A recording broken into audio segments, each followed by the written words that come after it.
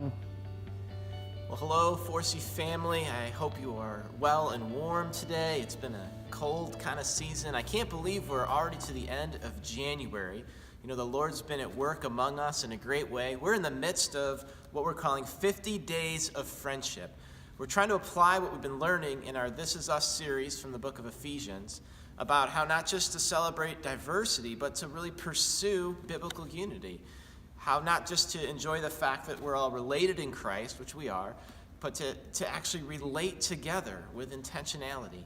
And so we've been challenged by the Lord to do a few things during this season. The first is to memorize Ephesians 4, 1 through 6. It's a great passage we've looked at, and it'd be great to have that kind of sealed in our hearts in this season. The second thing is to read this book by Ed Welch, one chapter each week. They're short, manageable, yet profound chapters about caring for one another.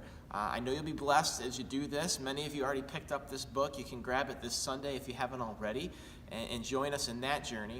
But then lastly, and this is really the heart of the whole thing, it's to have what we're calling some unity meals.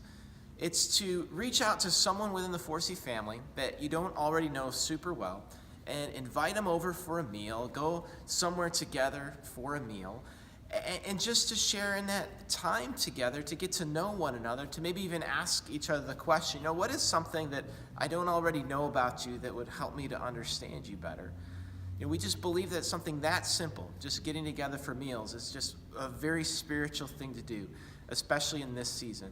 And we're aiming for 133 of these in our whole church family. That's based on Psalm 133, a great unity psalm.